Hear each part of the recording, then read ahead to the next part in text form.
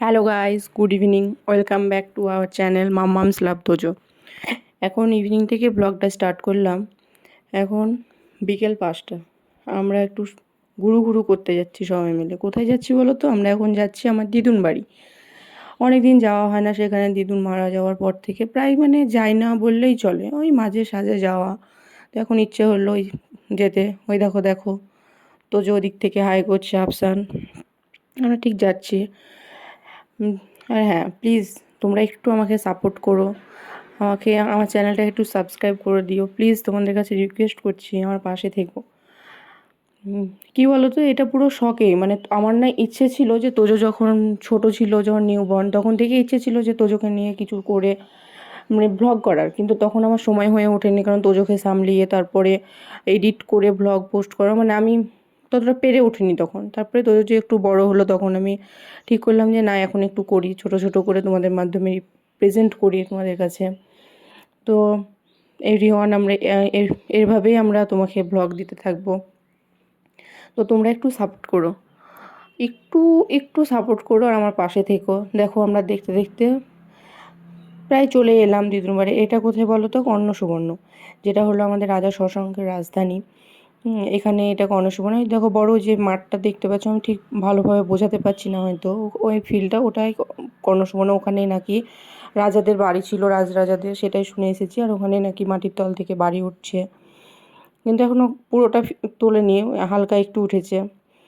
দেখো এভাবে যাচ্ছি, কিন্তু কি বলো তো, ওখানে তোজো গিয়ে না, তোজো নিজে খুব এনজয় করে।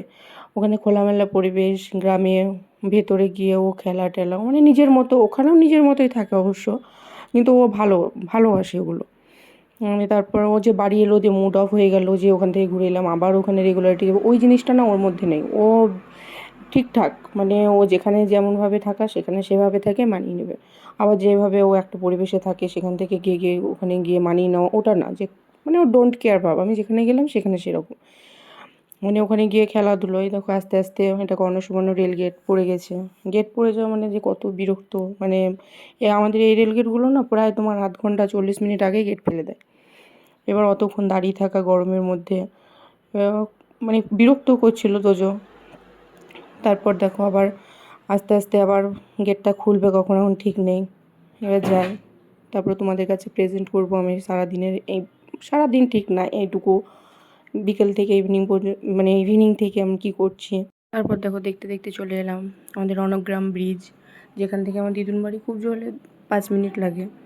এবং এই ব্রিজটা রিনিউয়াল করা হয়েছে। এই ব্রিজটা কী বলতো, ভেঙে প্রচণ্ড দুর্ঘটনা ঘটছিলো, একদম ভেঙে গেছিলো। তারপরে এটাকে নতুন করে মডিফাই করে করা হয়েছে, খুব সুন্দর হয়েছে দেখতে।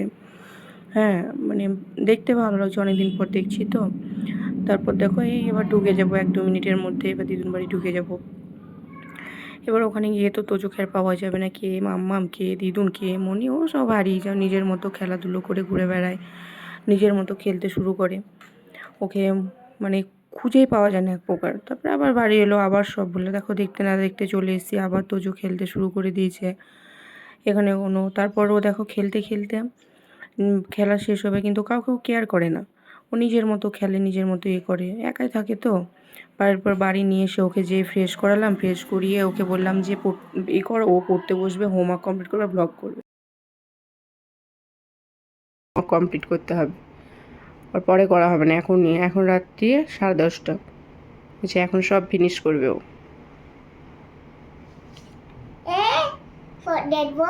না তুমি বলো, করো, হাই বলে দাও।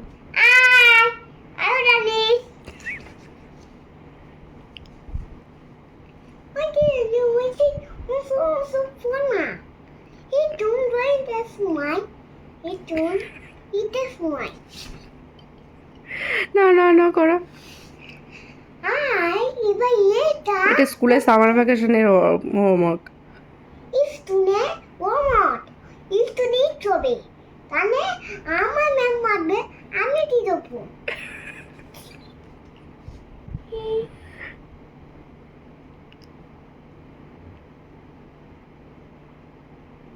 তারপরে হ্যালো বলে দাও। কি হয়েছে? করে দাও করে দাও। এসি চলছে, এসির মধ্যে ব্ল্যাঙ্কেট গায়ে দিয়ে প্রেস করবো বলে ওকে আমি জামা টামা খুলে দিলাম, কিন্তু ও ব্ল্যাঙ্কেট গায়ে দিয়ে এসি চালিয়ে পড়তে বসে পড়লো।